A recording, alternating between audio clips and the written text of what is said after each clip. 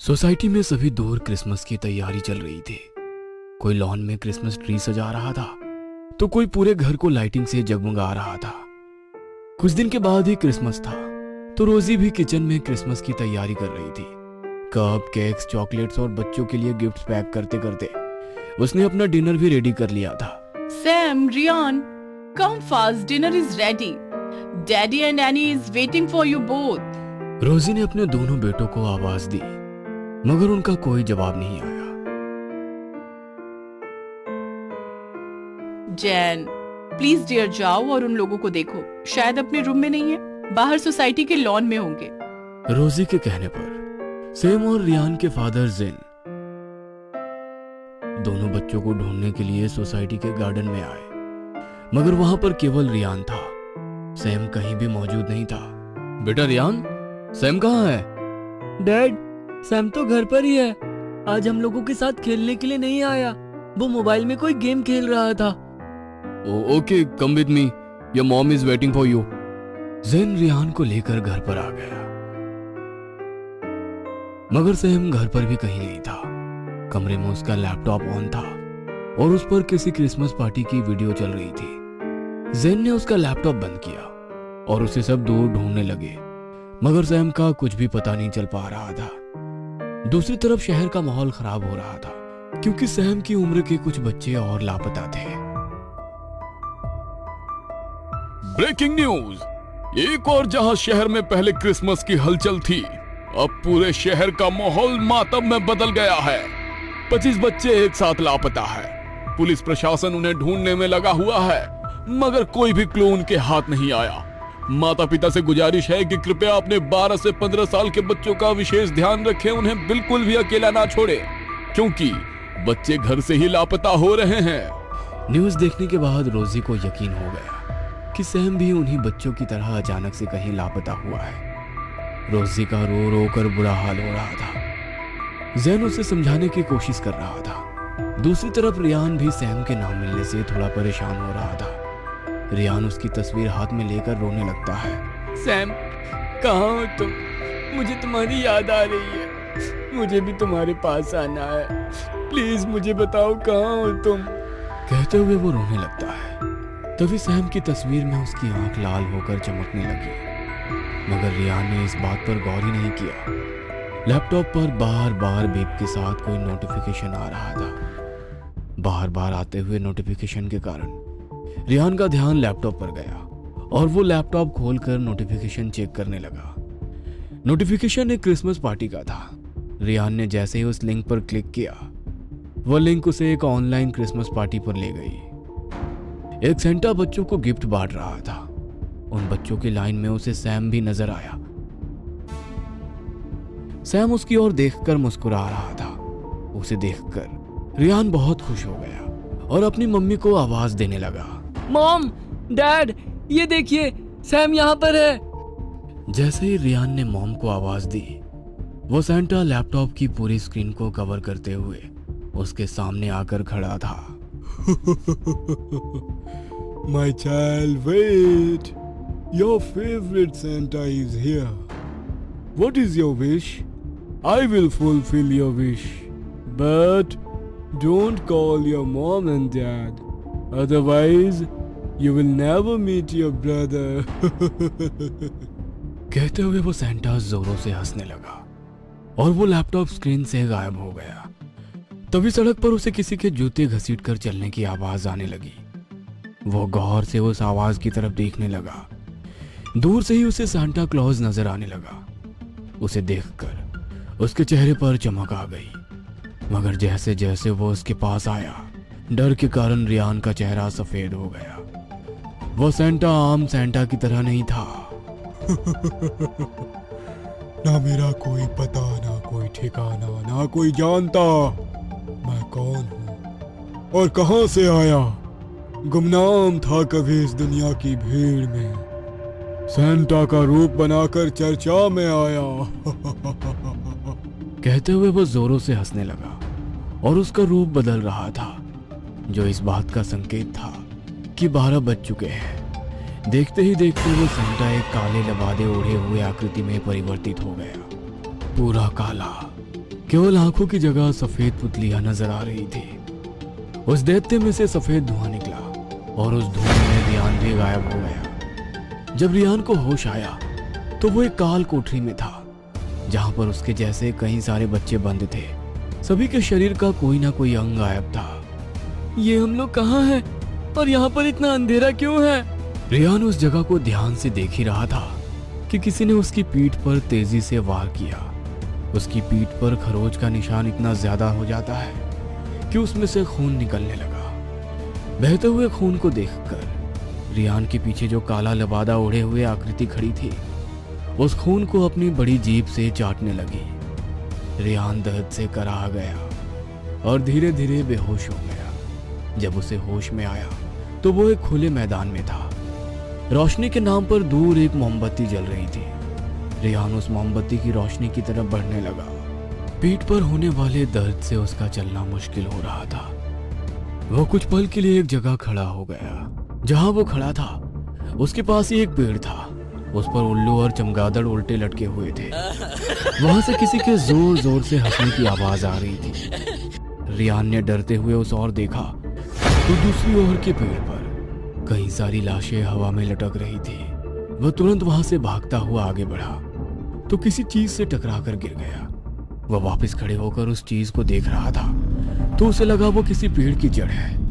उसने उसे खींचकर निकालने की कोशिश की तो पूरी धरती हिलने लगी और उसमें से एक लाश बाहर आ गई। उसका पूरा चेहरा सड़ा हुआ था। कहीं कहीं हड्डियां दिख रही थी तो कहीं सड़ा हुआ मांस लटक रहा था। वो रियान को पकड़ने के लिए आगे बढ़ा तो रियान तेजी से उस रोशनी की तरफ भागा।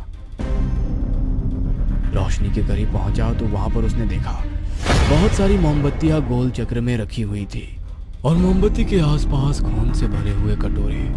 वो काला लबादा पहना हुआ आदमी उस गोले के भीतर बैठा था। कई सारी गुड़ियां उस गोले के भीतर थी। वो काला लबादा ओढ़े हुए व्यक्ति उन गुड़ियों पर मोमबत्ती से मोम टपका रहा था और कुछ मंत्रों का जाप कर रहा था। कुछ सफेद धुएं सी आकृति उन मोमबत्तियों के आसपास मंडरा रही थी। तभी आसमान से खून की बारिशें होने लगी और उन मोमबत्तियों की रोशनी तेज हो गई। बस एक बच्चा और उसके बाद शैतान जिंदा होगा जो दुनिया से अच्छाई का नामो निशान मिटा देगा। कहते हुए वो जोर जोर से हंसने लगा। तभी आसमान से एक आकाशवाणी हुई। रियान, माय चाइल्ड, इस शैतान के वार करने के बावजूद भी तुम जिंदा हो। तुम पर ईश्वर का विशेष आशीर्वाद है। तुम इस बुराई का अंत कर सकते हो। मगर मैं कैसे? वो मुझ पर दोबारा भी वार कर सकता है। वो इस वक्त किसी पर भी वार नहीं कर सकता है और इस घेरे के भीतर उसकी शक्तियां इस मूर्ति में समाहित हैं। वो तुम्हारा कुछ भी बिगाड़ नहीं पाएगा। यहाँ जितनी भी गुड़ियां हैं उन्हें इकट्ठा कर उसमें आग लगा दो। इस शैतान का पूरा साम्राज्य नष्ट हो जाएगा, वरना ये और ना जाने कितने मासूम की बलि शैतान को चढ़ा देगा। आकाशवाणी सुनने के बाद रियान के अंदर भरपूर ऊर्जा का संचार हुआ और वो अपनी पूरी शक्ति इकट्ठा कर उस शैतान की ओर बढ़ने लगा। रियान को अपनी ओर बढ़ते देखकर वो साया उसे रोकने के लिए कह रहा था, मगर रियान ये जानता था कि इस जगह पर वो किसी इंसान को नहीं मार सकता। वो उसे डराने लगा, मगर रियान नहीं रुका। उसने सभी गुड़ियों को इकट्ठा किया और उन पर मोमबत्ती डाल दी। उस आग में धीरे धीरे वो साया और वो मूर्ति जलने लगी थी। जैसे ही सब कुछ जल गया, वहां पर एक तेज धमाका हुआ और रियान गिर गया। जैसे ही वो उठा, वह एक चर्च में था जहां पर उसके मम्मी पापा सैम और बाकी बच्चे भी मौजूद थे। रियान, तुम कहाँ चले गए थे? हम सब तुम्हें ढूंढ रहे थे। रियान कुछ बोलता उसके पहले आसमान में सकेज पर जाते हुए सेंटा नजर आ रहे थे। उन्होंने उसे कुछ भी बताने से इशारे में मना कर दिया। Jingle bells, jingles all the way. Oh, what fun it is to ride in a one-horse open sleigh. Hey. मध्य रात्रि का समय, एक सुनसान हवेली जिसके ऊपर अचानक काले बादल छा गए। चंगाधर के झुंड की आवाज से सारा माहौल डर की आवाज से गूंज उठा था और उसी डर की आवाज में किसी की जोर से चीखने की आवाज आई और कुछ ही पल में सब कुछ शांत हो गया। बनारस का एक लड़का तजेंद्र अपने कॉलेज के आखिरी साल की पढ़ाई कर रहा था। तजेंद्र बहुत ही होशियार था, कॉलेज में हमेशा फर्स्ट आता। कॉलेज में उसका एक अच्छा दोस्त भी था, दोनों साथ ही रहते। कॉलेज की एग्जाम खत्म होने के बाद तजेंद्र कुछ दिनों के लिए अपने गांव वापस जाना चाहता था। यार अब तो कॉलेज भी खत्म हो गया, सोच रहा हूँ जब तक रिजल्ट नहीं मिलता तब तक गांव चला जाऊं माँ बाबूजी के पास। बहुत साल हो गए उनसे मिला नहीं हूँ और वो भी मुझे बहुत याद करते हैं। हाँ, तू तो चला जाएगा गांव, लेकिन मैं तो यहाँ अकेले रह जाऊंगा। मेरे पास तो राह देखने वाली फैमिली भी नहीं है। ऐसा मत बोल मेरे यार, मेरी फैमिली भी तो तुम्हारी ही फैमिली है। चले काम करते हैं, इस बार तू भी चल मेरे साथ मेरे गांव, माँ बाबूजी भी खुश हो जाएंगे और तुझे भी अकेला नहीं रहना पड़ेगा। बात तो ठीक है तुम्हारी, लेकिन पहले अपने माँ बाबूजी को कॉल करके बता तो दो कि हम आ रहे हैं। अरे नहीं नहीं, मैं उन्हें नहीं बताऊंगा कि मैं गांव आ रहा हूँ, उनके लिए सरप्राइज है। और वैसे भी अगर उन्हें बताऊंगा तो मुझे आने नहीं देंगे, कोई ना कोई बहाना बनाकर मुझे यहाँ रहने को कहेंगे। क्यों? माँ बाबूजी भला क्यों मना करेंगे तुम्हें मिलने से? पता नहीं यार क्या प्रॉब्लम है, लेकिन मैं जब भी गांव आने की बात करता हूँ माँ बाबूजी मना कर देते हैं, कोई ना कोई बहाना बना देते हैं। इसलिए मैं इस बार बिना बताए जा रहा हूँ। ऐसा कहकर दोनों अपने कमरे में चले गए और गांव जाने की तैयारी करने लगे। गांव पहुंचते ही वो दोनों एक बड़ी सी हवेली के सामने रुके। वो हवेली किसी राजमहल से कम नहीं थी। अरे वाह ताजेंद्र, तुमने कभी बताया नहीं कि गांव में तुम्हारी इतनी बड़ी हवेली है। बताना क्या, अब तुम आ गए हो तो अपनी आंखों से देख लो। वो दोनों जैसे ही दरवाजे के पास पहुंचे, ताजेंद्र के पिता राय बहादुर ने उन्हें देखा। उन्हें देखते ही उनकी आंखों में डर बैठ गया। बेटा, तुम यहाँ क्यों आए और हमें बताया क्यों नहीं कि तुम आ रहे हो? और तुम्हारे साथ ये कौन है? बाबूजी, अगर मैं आपको बता देता कि मैं आ रहा हूँ तो आप मुझे आने नहीं देते, इसलिए मैं खुद आ गया आप दोनों से मिलने। और ये मेरा दोस्त है रोशन, हम दोनों साथ में पढ़ते हैं कॉलेज में। लेकिन बेटा, तुम्हें पहले मुझे बताना चाहिए था कि तुम यहाँ अपने दोस्त के साथ आ रहे हो। बाबूजी, अब आप छोड़िए ना इस बात को। और माँ कहाँ है? कहीं दिखाई नहीं दे रही है। तुम्हारी माँ कुछ दिन के लिए बाहर गांव गई है, 2-3 दिन में आ जाएगी। अच्छा ठीक है, मैं अब फ्रेश होता हूँ, थोड़ी देर आराम करता हूँ, रात में खाने के समय मुझे आवाज दीजिएगा। ताजेंद्र और रोशन कमरे में चले गए। राय बहादुर के चेहरे पर डर साफ दिखाई दे रहा था। ताजेंद्र नहाने के लिए गया, तब उसे अचानक एक खुशबू आई। वो खुशबू में ऐसे खो गया जैसे किसी ने उसे मोहित कर लिया हो। बहुत देर के बाद भी ताजेंद्र बाहर नहीं आया, इसलिए रोशन ने बाहर से दरवाजा खटखटाया और आवाज लगाई। रोशन की आवाज से ताजेंद्र होश में आया और बाहर आ गया। रात के खाने के वक्त जब सब बैठे थे तब ताजेंद्र को किसी लड़की के हंसने की आवाज सुनाई दी। बाबूजी, आपने घर में काम करने के लिए किसी लड़की को रखा है क्या? नहीं तो बेटा, लेकिन तुम ऐसा क्यों पूछ रहे हो? मुझे अभी किसी लड़की की हंसने की आवाज सुनाई दी। हंसने की आवाज? ये क्या कह रहे हो तुम? हमने तो कोई आवाज नहीं सुनी। लगता है गांव के मौसम का कुछ ज्यादा ही असर हो रहा है तुम पर। रोशन और ताजेंद्र जोर जोर से हंसने लगे, लेकिन राय बहादुर के चेहरे का रंग उड़ गया था। उनके चेहरे के गहरे राज की झलक साफ दिखाई दे रही थी। अगले दिन सुबह जब ताजेंद्र और रोशन अपने हवेली के बगीचे में टहल रहे थे, तभी रोशन को हवेली के पीछे एक कुआं दिखाई दिया। दोनों कुएं की ओर चले गए, लेकिन वो कुएं को बंद कर दिया गया था और उसे एक बड़ा सा ताला भी लगाया था। उस ताले को सफेद कपड़े में लपेटकर लाल रंग के धागे से बांधा गया था। ताजेंद्र, ये क्या है यार? इस कुएं को ताला लगाकर बंद क्यों किया है? ऐसा भला कौन करता है? मुझे भी नहीं पता यार, मैं जब से छोटा था तब से ये कुआं बंद है और बाबूजी ने मुझे यहाँ आने से मना किया है। रोशन के मन में कुएं को खोलने की जिज्ञासा हुई। उसने बिना कुछ सोचे एक पत्थर उठाया और ताले को तोड़ दिया। उसने जैसे ही ताला तोड़ा, जोर जोर से हवा चलने लगी। अभी तक जहां शांति थी वहां अचानक चंगाधर और कुत्ते जोर जोर से आवाज करने लगे। हवेली में शांति से बैठे राय बहादुर अचानक से आवाज सुनकर डर गए और अगले ही पल सब कुछ शांत हो गया। रोशन और ताजेंद्र को समझ नहीं आया कि क्या हुआ था। वो दोनों जल्दी से महल के अंदर चले गए और ऐसा दिखाया जैसे कुछ हुआ ना हो। रात में जब रोशन और ताजेंद्र अपने कमरे में सो रहे थे, तब अचानक उसे एक लड़की की आवाज सुनाई दी। आओ मेरे पास आओ ताजेंद्र, कितना इंतजार कराओगे? कब से तुम्हारी राह देख रही हूं, आ जाओ ना। ताजेंद्र आवाज सुनकर जाग गया। उसने देखा कि सामने एक सुंदर लड़की खड़ी है जिसका शरीर रात के अंधेरे में भी चमक रहा है। उसे देख ताजेंद्र जैसे सम्मोहित हो गया। वो उसके पीछे पीछे कुएं तक चला गया।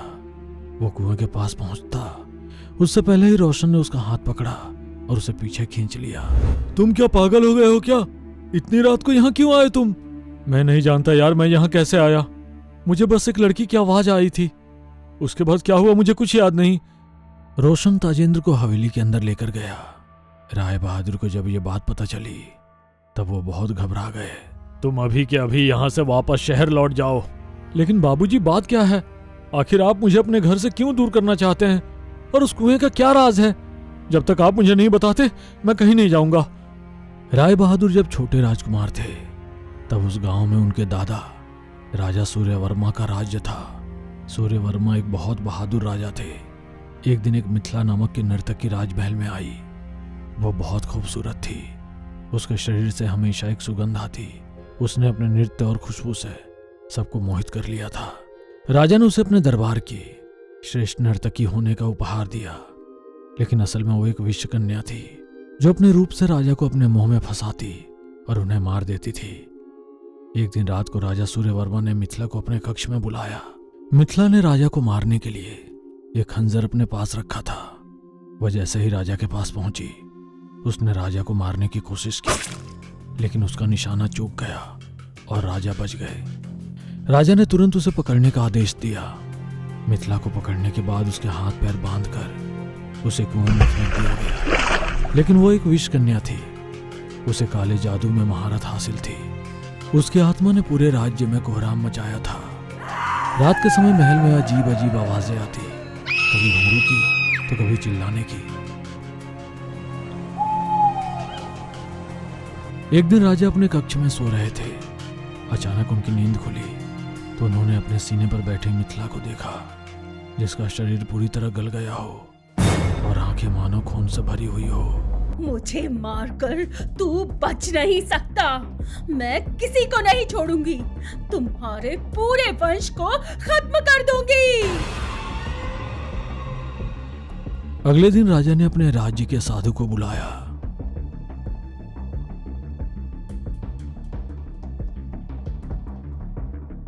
आपने जिसे मारा है वो एक विषकन्या थी। काले जादू टोना भी करती थी, इसलिए मरने के बाद भी उसे मुक्ति नहीं मिली। अब वो आपके पूरे वंश को खत्म करना चाहती है। लेकिन कोई तो उपाय होगा इन सब से बचने का।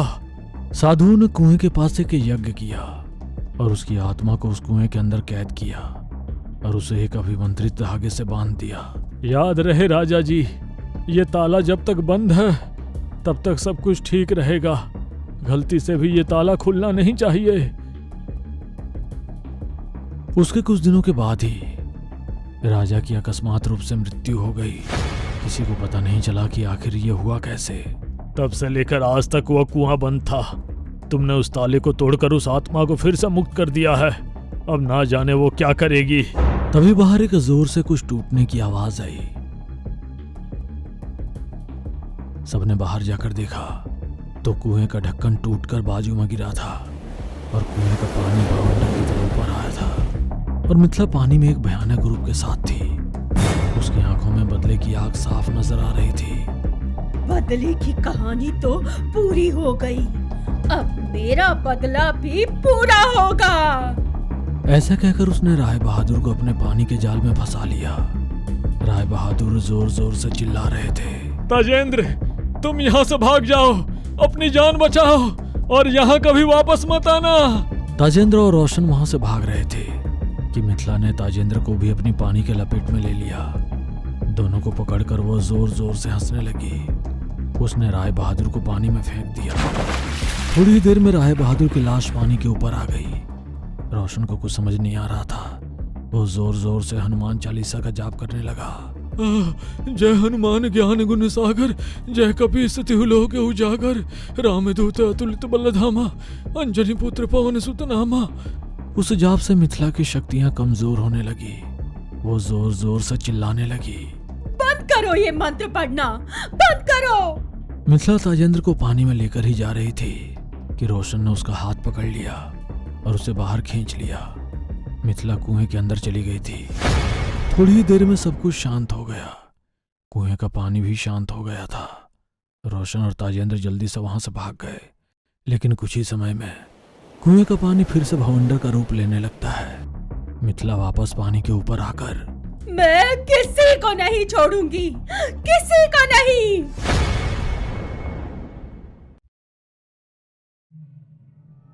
आलीशान हवेली के नीचे बना बेसमेंट, जिसमें हर जगह मशालें लगी हुई थीं और बीच बेसमेंट में किसी की लाश पड़ी थी। वहां एक तांत्रिक और एक हट्टा कट्टा आदमी खड़ा था। तांत्रिक ने उस लाश के चेहरे से कपड़ा हटाया। ये किसी औरत की लाश थी। एक बार फिर से सोच ले मोहन सिंह, ये बहुत खतरनाक काम है।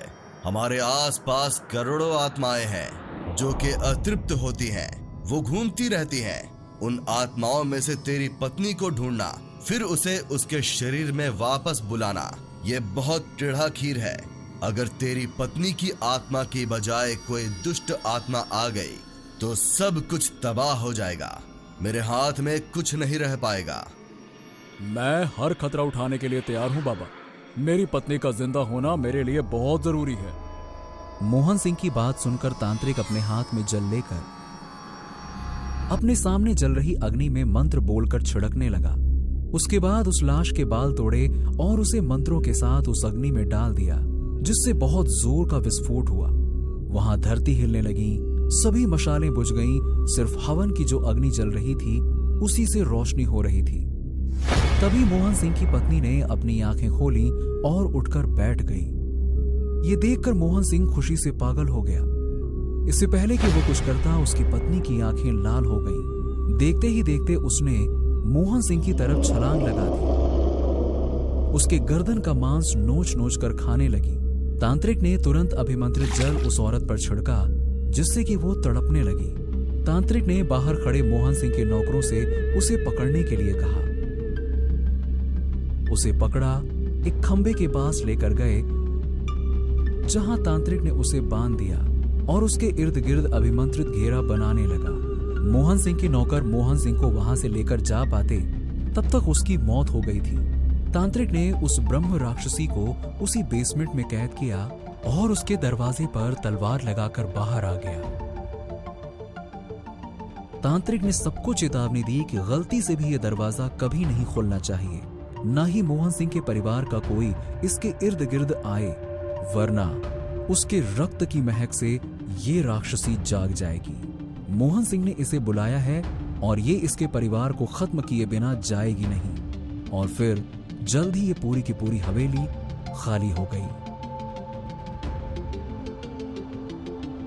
सालों बाद मोहन सिंह का पोता भानु हवेली बेचने का प्लान करके अपनी पत्नी रीमा और बेटे रिकी के साथ गांव पहुंचा।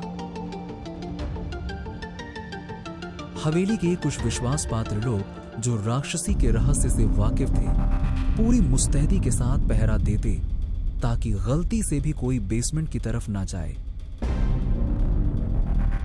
उसी शाम रिकी खेलते हुए बेसमेंट की तरफ जा पहुंचा। उस वक्त पहरा देने वाला आदमी मौजूद नहीं था। रिकी ने देखा कि सीढ़ियां नीचे की तरफ जा रही हैं और किसी के गुनगुनाने की आवाज आ रही है। वो सोच ही रहा था कि वो नीचे जाए या ना जाए, तभी नीचे से आवाज आई, रिकी, तुम आ गए? तुम्हें पता है मेरे पास तुम्हारे लिए बहुत सारे खिलौने हैं। ये सुनकर रिकी के मन में हलचल होने लगी और वो धीरे से बोला, कौन है नीचे और आपको मेरा नाम कैसे पता? नीचे से फिर आवाज आई, मैं दोस्त हूँ जिसे तुम्हारे बारे में सब पता है। आवाज इतनी मीठी थी कि रिकी अपने आप को रोक नहीं सका। वो सीढ़ियों से होते हुए नीचे चला गया। नीचे जाकर उसने देखा कि एक दरवाजा है जिसके बाहर तलवार लगी हुई है। बहुत पुराना होने की वजह से उस पर धूल की परतें और मकड़ी के जाले बने हुए थे। भीतर से आवाज आई, रिकी, तलवार को हटाओ, दरवाजे को खोलकर भीतर आओ। देखो तुम्हारे लिए कितने सारे खिलौने हैं। उस आवाज में जैसे जादू था। रिकी जोर लगाकर तलवार को निकालने की कोशिश करने लगा, धीरे धीरे करके आखिर उसने तलवार को निकाल लिया। जैसे ही तलवार निकला, दरवाजा धड़ाम की आवाज के साथ खुल गया और हवा का इतना तेज झोंका आया कि रिकी दूर जा गिरा और चीखता हुआ बेहोश हो गया। रिकी की आवाज ऊपर तक पहुंच गई थी और वहां पहरा देने वाले पहरेदार भागते हुए नीचे गए तो उन्होंने देखा कि रिकी के माथे से खून बह रहा है, वो बेहोश पड़ा हुआ है, साथ ही राक्षसी वाला कमरा खुला हुआ है। ये देखकर दोनों पहरेदारों के होश उड़ गए। उन्होंने जल्दी से रिकी को उठाया और वहां से भागने लगे, लेकिन उनमें से शंभू नाम का पहरेदार जो पीछे भाग रहा था, वो सीढ़ियों पर गिर गया और उसे लगा जैसे किसी ने उसका पैर पकड़ा है और उसे पीछे खींच रहा है। वो अपने साथी से मदद के लिए चिल्लाया, लेकिन उसकी गोद में रिकी था और साथ ही वो समझ गया था कि ये सब कुछ कौन कर रहा है। इसीलिए उसने अपने साथी की मदद नहीं की, बल्कि रिकी को लेकर भागा और ऊपर के दरवाजे को बंद किया। भागते हुए भानु के पास गया और रीमा ने घबराते हुए अपने बच्चे को संभाला। ये सब कैसे हो गया? इससे पहले कि पहरेदार कोई जवाब देता, बाहर से शोर शराबे की आवाज आने लगी। भानु बाहर आया देखने की आखिर इतना हंगामा क्यों हो रहा है। बाहर आते ही उसने देखा आंगन में हड्डियों का ढेर लगा हुआ है। वो सारी हड्डियां चबाई हुई हैं और उन हड्डियों के बीच में इंसानी सर रखा हुआ है। वो सर किसी और का नहीं बल्कि शंभू का था। भानु को समझ नहीं आ रहा था कि ये सब हो क्या रहा है। तभी रीमा के चीखने की आवाज आई। भानु भागते हुए भीतर गया तो उसने देखा कि रीमा जमीन पर बेहोश पड़ी हुई है और रिकी गायब है। भानु ने रीमा को होश में लाने की कोशिश की और पानी की छींटे देने लगा। जैसे ही रीमा होश में आई, रिकी का नाम लेकर चिल्लाने लगी। अरे रिकी कहाँ है रीमा? Ricky, Ricky! वो औरत, वो रिकी को ले गई। कौन ले गई? तुम्हारी दादी। अरे तुम पागल हो गई हो क्या? क्या बोल रही हो? क्या बकवास कर रही हो? हाँ, वो तुम्हारी दादी थी। मैंने तुम्हारी फैमिली फोटो में उनको देखा है, वही थी। अरे तुम सच में पागल हो गई हो क्या? मेरी दादी को गुजरे हुए कई साल हो गए हैं, मैंने उन्हें आज तक नहीं देखा, तो तुमने कहां से देख लिया मेरी दादी को? तभी एक भारी आवाज आई। भानु ने पीछे पलटकर देखा तो एक बहुत ही बुजुर्ग आदमी उसे खड़ा नजर आया। उसके चेहरे पर एक अलग सा तेज था।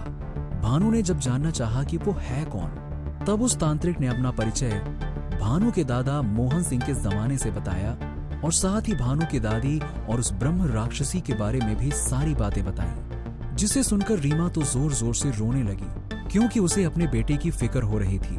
लेकिन भानु को विश्वास नहीं हो रहा था। हवेली के विश्वास पात्र नौकर भी जब बाबा के हाँ में हाँ मिलाने लगे, तब भानु के पास यकीन करने के अलावा कोई रास्ता नहीं बचा, क्योंकि थोड़ी देर पहले ही उसने आंगन में हड्डियों का जो ढेर देखा था, वो कोई मामूली बात नहीं थी।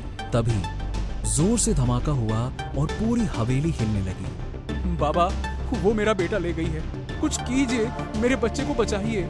मात्र एक उपाय है, लेकिन बहुत मुश्किल है। तुम्हें तुम्हारी दादी की शरीर का अंतिम संस्कार करना पड़ेगा, लेकिन उसके शरीर में उस ब्रह्म राक्षसी ने कब्जा जमाया हुआ है। उसे उस शरीर से निकालना बहुत कठिन है। भानु तांत्रिक के पैरों में गिर पड़ा और अपने बेटे को बचाने के लिए गिड़गिड़ाने लगा। बस कुछ देर के लिए मैं उसे शरीर से अलग कर पाऊंगा, उतनी ही देर में तुम्हें अंतिम संस्कार करना होगा। तांत्रिक ने सबसे पहले भानु की पत्नी को हवेली से निकल जाने के लिए कहा और नौकरों से आंगन में चिता तैयार करने के लिए कहा। भानु को लेकर वो तांत्रिक तहखाने में पहुंचा, जहां सालों से वो ब्रह्म राक्षसी कैद थी। तांत्रिक ने एक कमरे की तरफ इशारा करते हुए कहा, यही वो इतने सालों से कैद थी और तुम्हारे बेटे की भूल की वजह से वो आजाद हुई है। तांत्रिक उस कमरे में गया और अपने साथ लाए थैले से एक मानव की खोपड़ी निकाल उसमें आग जलाकर वो आहुतियां देने लगा। जोर जोर से मंत्र बोलने लगा। वहां पर चारों तरफ अंधेरा छाया हुआ था। तभी उन दोनों के कान में किसी के हंसने की आवाज आई।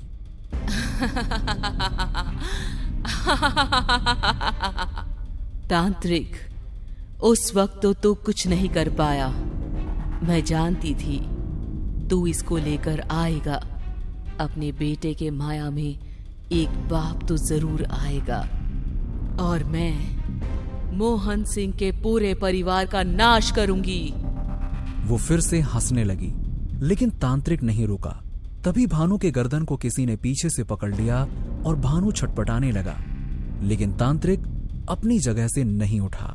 लगातार आहुतियां देता जाता और आखिर में उसने अपने थैले से एक मुर्गे को निकाला जिसका हाथ पैर बंधा हुआ था। तांत्रिक ने उस मुर्गे के गर्दन को पकड़ा और उसे आग के सामने ले जाकर जोर से मंत्र उच्चारण करने लगा, जिससे राक्षसी चीखने लगी और कुछ ही देर बाद भानु, जिसे उसने कसकर पकड़ रखा था, वो नीचे गिर गया। भानु उठाओ, इस शरीर को ले जाओ, इसे आग के हवाले कर दो। मुझे नहीं पता मैं कब तक उसे इस मुर्गे में कैद कर पाऊंगा। जैसे ही उस राक्षसी की आत्मा उस मुर्गे में गई, वो मुर्गा जोर से फड़फड़ाने लगा। भानु की सांस फूल रही थी, लेकिन फिर भी उसने बिना देरी के अपनी दादी के शरीर को उठाया और बाहर की तरफ भागा। हवेली के आंगन में नौकरों ने पहले से ही लकड़ी की चिता तैयार कर रखी थी। भानु ने जैसे ही उस शरीर को चिता पर लिटाया, अंदर से तांत्रिक के चीखने की आवाज आई, जैसे तांत्रिक बहुत दर्द में हो। भानु वापस जाने लगा, लेकिन नौकर बोला, नहीं मालिक, नहीं नहीं नहीं, अभी नहीं जाइएगा, वरना वो आजाद हो जाएगी। तभी उसे अपने बेटे की भी आवाज सुनाई दी जो दर्द में चिल्ला रहा था। लेकिन भानु ने अपनी आंखों को बंद किया और अपने आप को मजबूत बनाते हुए उस चिता में आग लगा दी। वो चिता धू धू कर जलने लगी और जैसे ही उस चिता में आग लगी, हवेली में दरार पड़ने लगी और उसकी ईंटें नीचे गिरने लगी। भानु के बेटे का चीखना चिल्लाना जारी था। भानु बिना कुछ सोचे समझे हवेली के भीतर भागा और जैसे ही भानु हवेली के भीतर गया, वो पूरी हवेली गिर गई। भानु और उसके बेटे की चीख एक साथ गूंजी और फिर सब कुछ शांत हो गया। ब्रह्म राक्षसी कामयाब हो गई थी। आखिर वो मोहन सिंह के पूरे वंश का नाश कर चुकी थी।